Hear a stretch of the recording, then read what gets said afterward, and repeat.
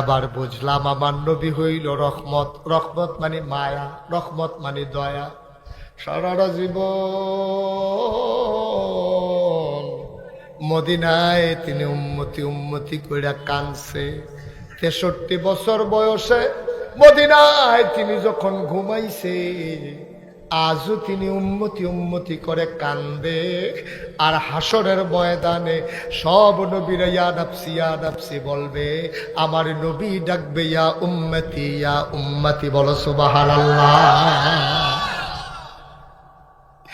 এই নবী এত মায়ার নবী, এত দয়ার নবী, নবীরে মক্কার মানুষগুলা চিনছে না রে। অসভ্যার দল কাফেরে নবীরে মারত চায়, মিটিং বইছে তারা, নবীরে বিলে মাইরা লাইব, নবীরে মাইরা লাইব।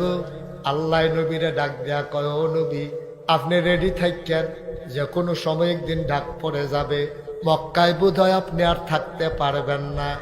ঠিক ঠিক ঠিক ঠিক জিবরাইল নবীর আইসা সালাম দিল, আসসালাতু ওয়াসসালামু আলাইকা ইয়া রাসূলুল্লাহ, আসসালাতু ওয়াসসালামু আলাইকা ইয়া হাবিবাল্লাহ, আসসালাতু ওয়াসসালামু আলাইকা ইয়া শাফিয়াল মুজনুবিন, আসসালাতু ওয়াসসালামু আলাইকা ইয়া রাহমাতাল লিল আলামিন। সুবহানাল্লাহ কইতেন না? বাবা বাদ যাইতে পারবা, কালকা তোমার লেগে মাহফিল থাকতো। বাদ যাওয়া সহজ। আমি তোমার ডাক না দিলে তুমি তো গ্যাস লাগাই, সীমানো দফারই গ্যাস লাগাই, ডাক দিয়ে দফাইতা না। এমনি ডাক দিয়ে আদর করে কেউ বহাইতো না, আব্বা কেউ বসাবে না। গেল লাগা বাদ যাওয়ান সহজ, কিন্তু মাহফিলটা কালকে তোমার জন্য থাকবে না।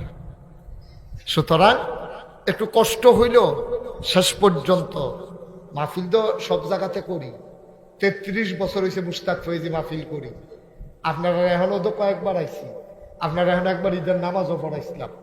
সুতরাং আমি একটা মনের কথা কই, 33 বছর মাহফিল করি, মাহফিলও কদম দিলে মাহফিলটার ওজন বুঝি। আজ যে আপনারা মাহফিলটা তাইয়া মন্ডায় সাক্ষী দিছে, আপনাদের মাহফিল আমার আল্লাহ কবুল করে নিয়েছেন।